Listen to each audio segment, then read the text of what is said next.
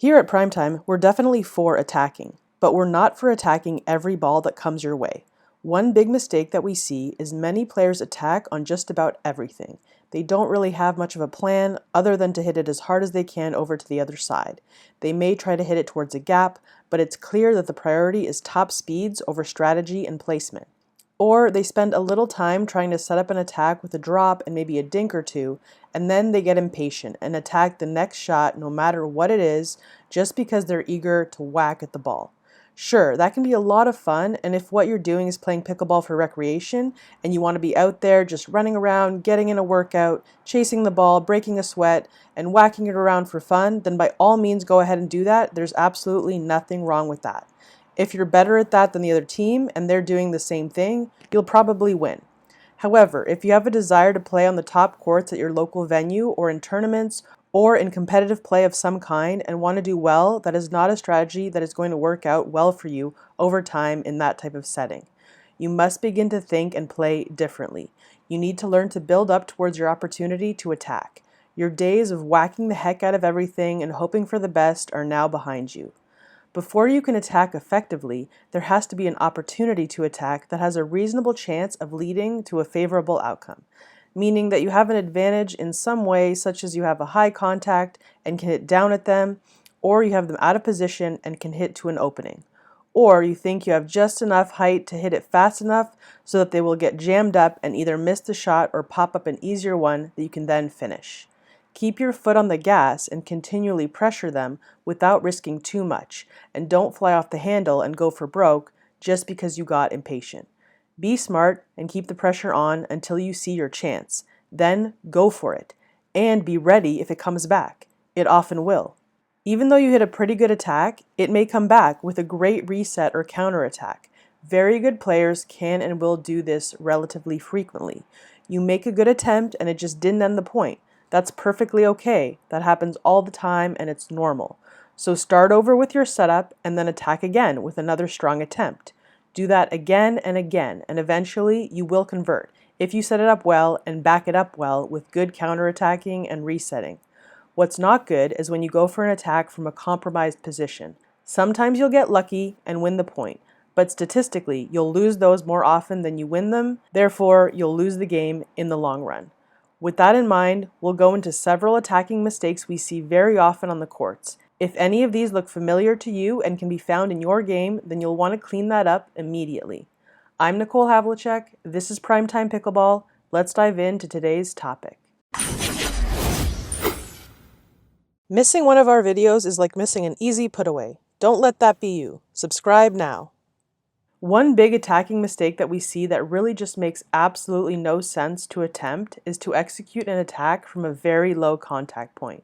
So low that you really can't even get under it enough to hit any topspin, and even if you could, because of the limits of what a paddle can do with a pickleball, you couldn't even realistically put enough spin on it to get it up and over the net and in the court if you hit it hard. And of course, there's an opponent there, and you have to hit it pretty hard because your only hope is to try and overwhelm your opponents with speed. If they aren't overwhelmed, then they have a high contact point with which to basically crush you with on the very next shot. The closer to the net you are when you attempt this attack, the worse off you will be, because you'll have to hit it more vertical from closer to the net than from further back. A low contact point attack from further back is still a bad idea, because although it will not be as vertical and you can hit it somewhat straighter, you're still hitting it up into your opponent's high contact point, and they'll be able to hit down back at you. It's a losing proposition in the long run if you rely on this as an ongoing strategy unless you're facing significantly weaker opponents. Now, with that in mind, we're not saying you shouldn't attack any balls that are below the height of the net. You absolutely should, and in fact must, because gone are the days when you can wait for a ball to be clearly above the height of the net to attack on. Players are getting much better at keeping dinks low. Forcing them to pop one up very high with your aggressive dinking alone is a tough proposition these days. Though it does happen, it happens less and less. They'll attack you long before you ever get that high pop-up, and they'll do it point after point. You absolutely must get adept at attacking from below the net, and you have to find the range that works for you. By far and away, the most used and winning strategy for a below net height attack is to attack the player's hitting side waist to chest or even shoulder area if you feel they can't get out of the way fast enough before it goes out, or you feel you will hit it with enough topspin to keep it in. Right near the armpit is a really good spot. It's very hard to defend that with a forehand or a backhand.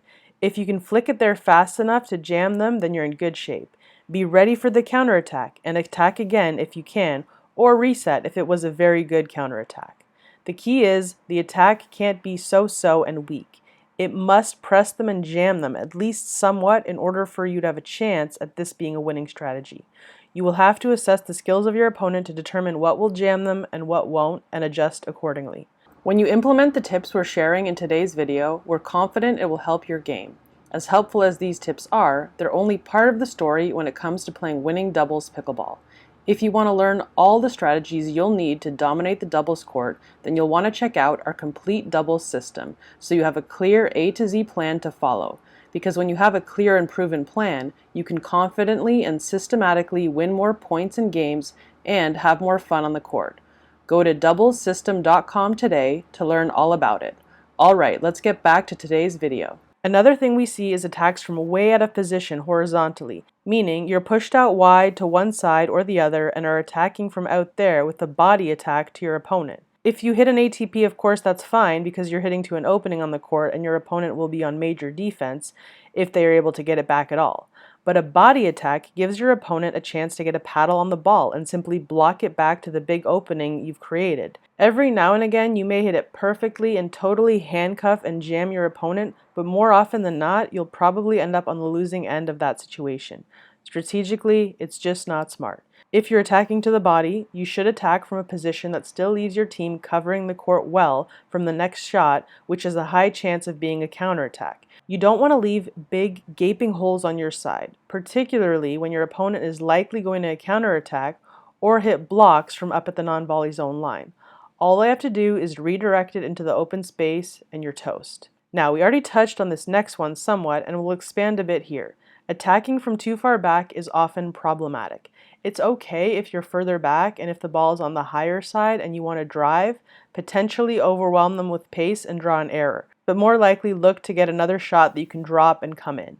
But if you are already up at the line and are stepping way back, possibly even falling back and attacking from a low contact as well, then my apologies for being so blunt, but that's just pretty dumb. You could get very lucky from time to time and draw a miss, but in general, this is a losing strategy because you are currently losing the ground war. They are up and you are further back, hitting it hard into their high contact point, and they can hit down and away or down at your feet, forcing you into a very defensive position that you may get out of, but it's going to be tough. Putting yourself in a position where you have to dig yourself out of a hole time and time again when you're playing an evenly matched opponent is not going to go well for you most of the time. Now, if you're doing a small step back and the ball bounces high, then that's a different story. That's not what we're talking about here. That can make sense in the right circumstances, but a step back attack with a low contact point is just not that smart and not going to work out well at higher levels. Next up is not resetting your paddle fast enough or not being ready for the counterattack. These are similar and result in the same outcome. When you're at the net dealing with attacks and counterattacks, the one thing you are majorly short on is time. There's little time to see, think, move, and there definitely isn't very much time to swing. I mean, you have to swing, right? You have to hit the ball and send it over, but you have to keep it compact. You need a very short take back and follow through. Your follow through needs to transition into a ready position very quickly. Some people often use too long of a follow through and the next shot is back on top of them and past them before they know what happened. They weren't really ready for the counterattack. You must be ready for the counterattack and expect it. With that in mind, think fast and keep your movements small, especially the follow-through.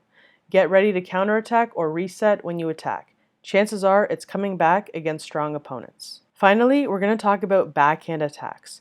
You're up at the line and here comes a juicy ball that's just sitting there and it's nice and high, just begging to be crushed. But it comes to your backhand and you think, oh, I wish this were on my forehand. If that's you, then pay attention. That's a major weakness in your game. You don't like your backhand. How much more fun would you have on the court if you liked your backhand? Work on your backhand attacks and work on your backhand in general. Having a reliable backhand will pay huge dividends across your whole game. Get on the wall and hit backhands by yourself. It will pay off. Okay, end of rant on that one. Listen, if you're playing a weaker opponent or team, then you can and probably will get away with making any or all of the mistakes outlined here, but you're not doing yourself any favors because you will pay the price on higher level courts. They will handle you easily because they know how to make you pay for these mistakes time and time again. Clean up these mistakes and hit the strategically smart shot no matter who you're playing against. It will pay off down the road, and your game will thank you. A big thank you to Taylor Bryant and Josh Bernstein for their help with this video. If you enjoyed this video, please go ahead, like, comment, and share. For more pro player pickleball tips, techniques, strategies, and more on how to take your game to the next level, please visit primetimepickleball.com. You'll find a clickable direct link in the video description below. Thanks for watching. We'll see you in the next one, and until then, happy pickling.